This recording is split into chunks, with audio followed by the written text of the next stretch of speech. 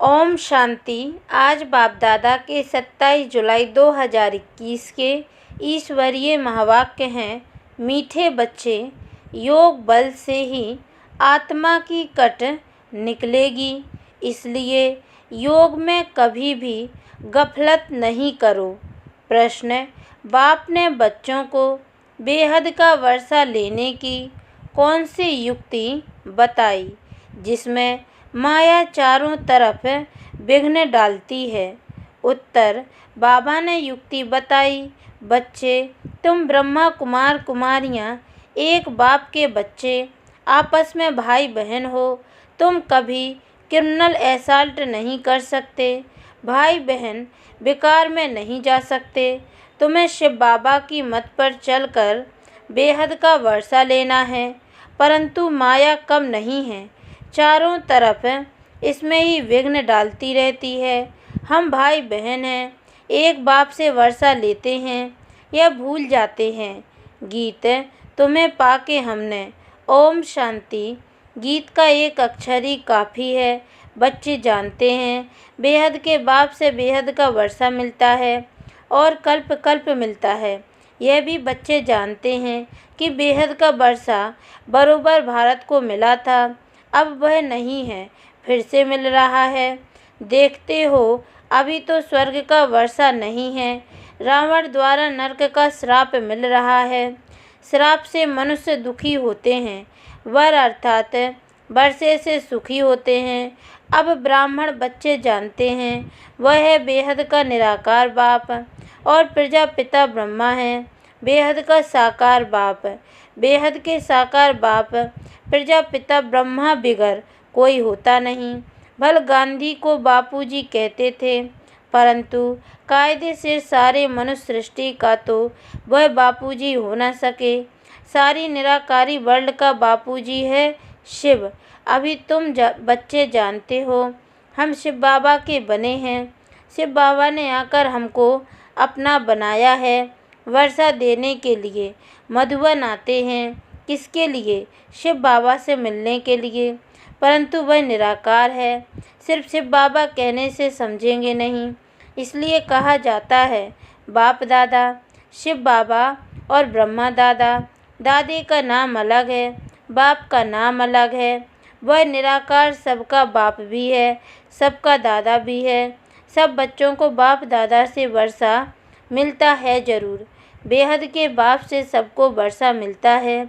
वह बाप ही सबका दुख हरता सुख करता है। सतयुग में कोई भी मनुष्य दुखी हो न सके। नाम है स्वर्ग, वह है हेवन स्थापन करने वाला गॉड फादर। भारत सबसे पुराना है तो जरूर सबसे नया था, तब तो अभी सबसे पुराना हुआ है। सतयुग कलयुग भारत को ही कहा जाता है। बरोबर भारत स्वर्ग था, यह लक्ष्मी नारायण राज्य करते थे, यह बुद्धि में है।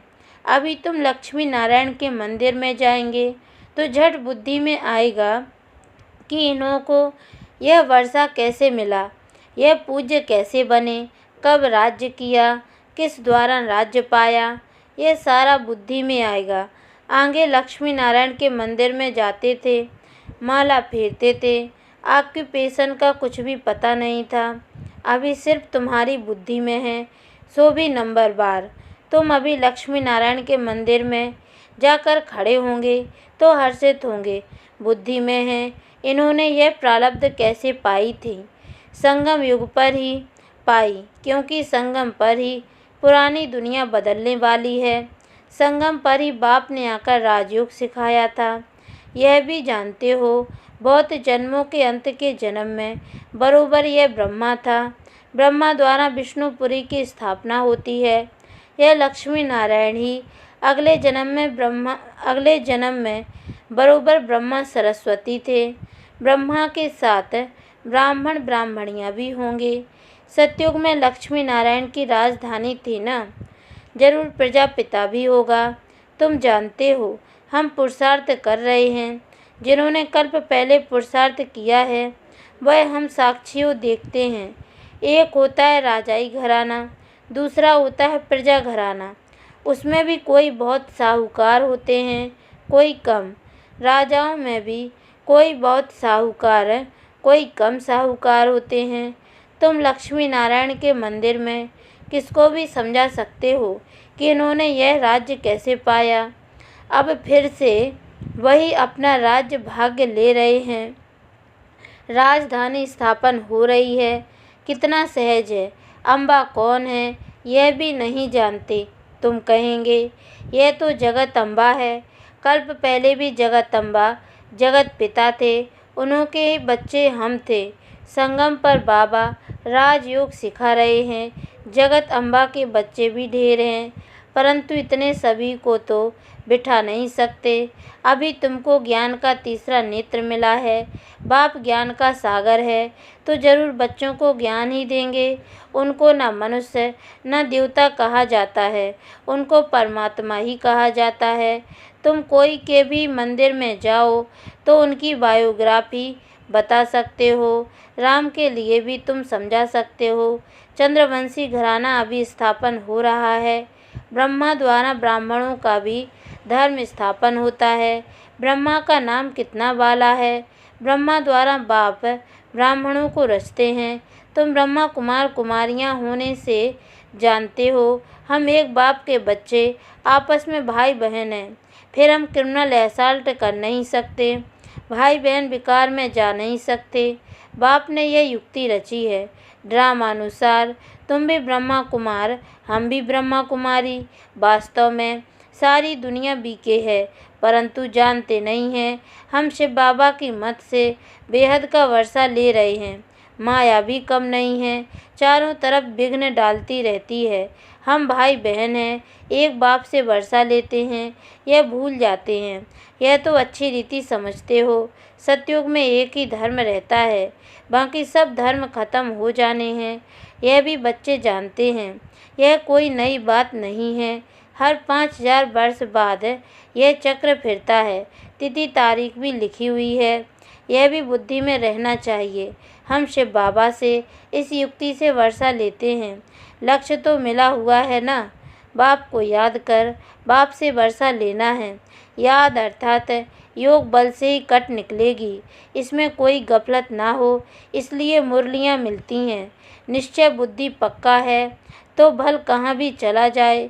समझो मुरली नहीं मिलती तो भी बुद्धि में तो है ना, हम बाबा का बन गया। बाबा ने समझाया है तुम्हारी आत्मा तमो प्रधान बनी है। अब तुम बाप को याद करो तो तमो प्रधान से सतो प्रधान बनेंगे। यह महामंत्र एक बाप ही बतलाते हैं और कोई बतला न सके। बाप ही कहते हैं मीठे मीठे बच्चे, याद के बल से ही तुमको तमो प्रधान से सतो प्रधान बनना है। यह अक्षर हैं, परंतु किसकी बुद्धि में नहीं आता। अब तुम समझते हो। बरोबर कल्प पहले भी बाबा ने यह अक्षर कहा था कि देह के सब धर्मों को छोड़ अपने को आत्मा समझो। यह सब देह के धर्म है ना। सबका बाप एक ही है। सब आत्माएं उस एक बाप को पुकारती हैं। पॉप भी गॉड को याद करते हैं, कहते हैं ओ गॉड फादर रहम करो, इन मनुष्यों की क्रोधी बुद्धियों को पलटाओ तो यह आपस में लड़े नहीं। याद तो बाप को ही करेंगे ना, और कोई को याद नहीं करते। शिव बाबा को ही पुकारते हैं कि आकर पतितों को पावन बनाओ। पावन बनेंगे फिर तो इस छीछी रावण की दुनिया में रह नहीं सकेंगे। फिर जरूर नई दुनिया चाहिए। कलयुग से बदलकर सतयुग तो होगा ही ना। परंतु इतना भी नहीं समझते हैं। एक डॉक्टर आया था, कहता था कलयुग तो कलयुग ही चलेगा। अरे सदैव कलयुग ही कैसे चलेगा। कलयुग कोई अच्छा है क्या। समझते थोड़े ही हैं। सिर्फ भावना है, औरों को ले आते हैं, उनको तीर नहीं लगता। और कोई आने वाले को तीर लग जाए तो भी कुछ ना कुछ है, दलाली मिल जाएगी। हम स्वर्ग में आ जाएंगे। बाप से थोड़ा भी आकर सुनते हैं तो भी स्वर्ग में ज़रूर चले जाएंगे। फिर भी हेवनली गॉड फादर के सामने आकर बैठे हैं। बाप समझाते हैं मैं सबका बाप हूँ ना। कोई मानते नहीं कि शिव बाबा कैसे आएगा। अरे आत्मा आ सकती है तो मैं क्यों नहीं आऊँगा?